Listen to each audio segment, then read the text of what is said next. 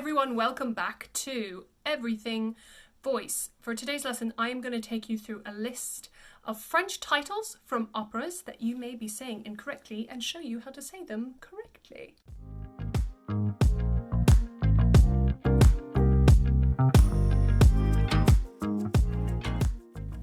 The first one is Faust. We usually call it Faust, but it's actually pronounced Faust. Faust. A very round in the mouth, lips pronunciation. Faust. Second, we have Samson and Dalila.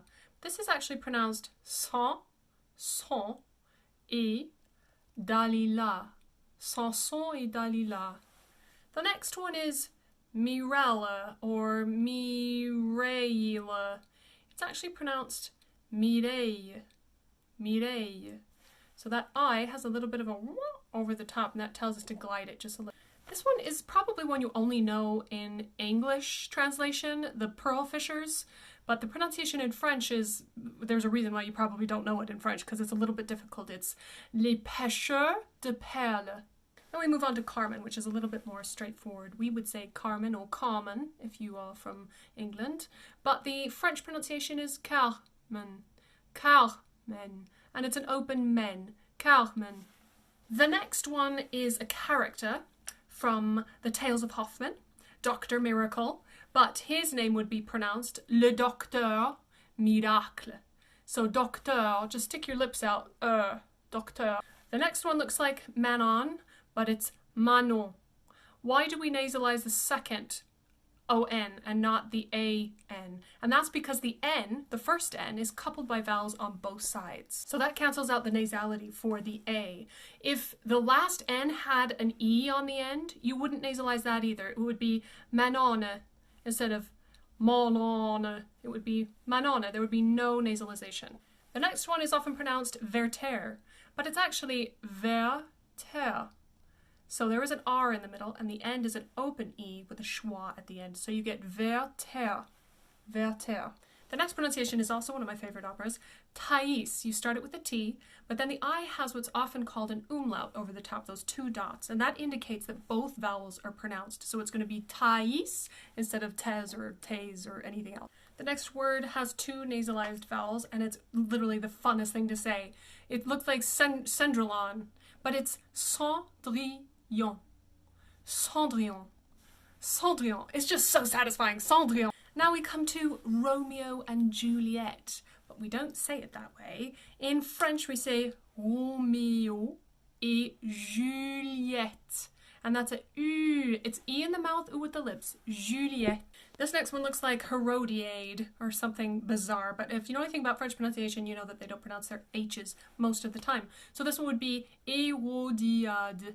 Hérodiade. Hérodiade. Number 13 is Pelléas et Mélisande, or something along those lines, if you want to sound as gringo as possible. But the pronunciation is Pelléas et Mélisande.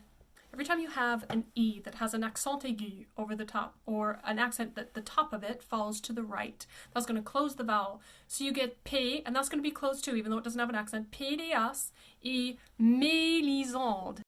The next one looks like la chute de la maison Usher, which is obviously not how you pronounce it. It would be la chute de la maison Usher, with a schwa and then an R. Usher.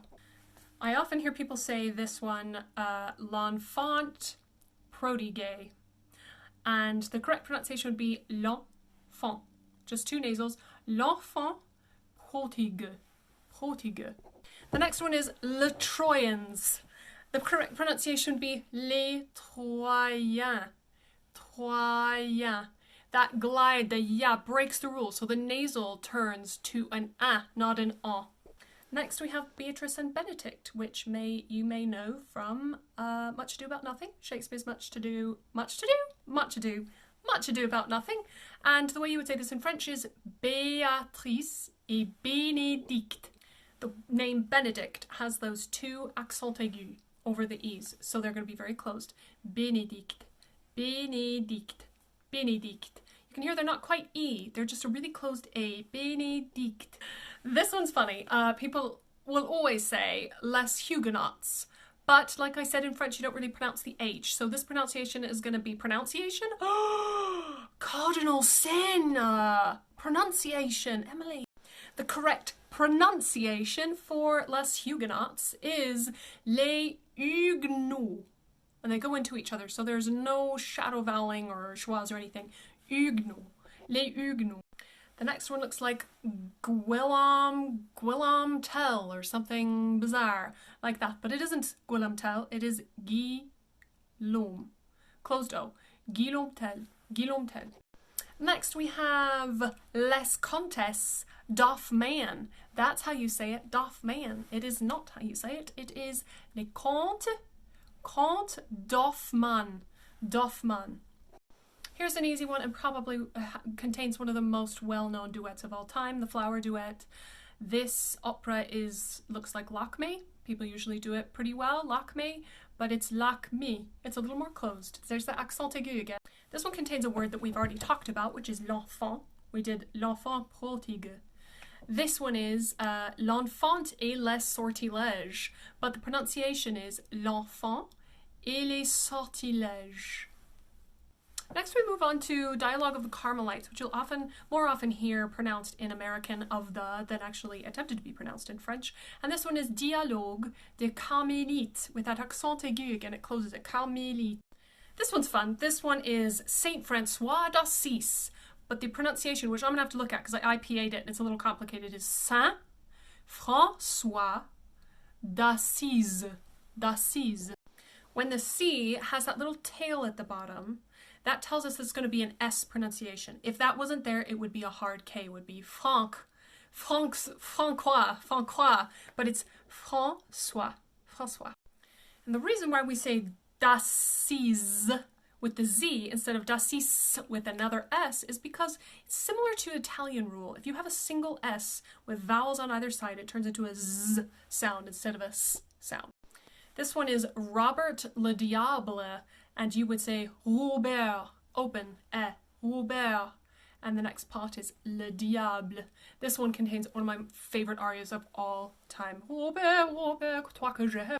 Next is L'Africaine, which is what it would look like to an American or British person, but the correct pronunciation would be L'Africaine. Open, L'Africaine. L'Africaine.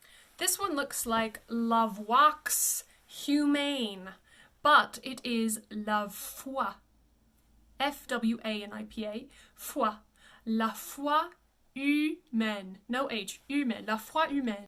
Okay, last one, and that is the Daughter of the Regiment. Again, you're going to hear that pronounced more in English of the regiment than you will hear it attempted to be pronounced in French. And that pronunciation is La fille du régiment.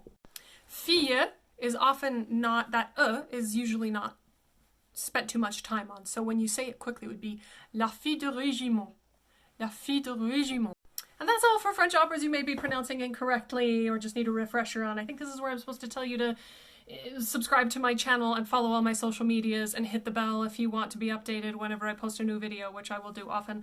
What I think would be great is if you had a question, a pronunciation question, please leave it in the comment section below, because that's what these videos are for. They have no benefit to me other than that I love sharing this stuff and it took me so long to learn all of it. So if you have a question, please leave it in the comment section. Wow, I just zhuzhed my hair and it really zhuzhed.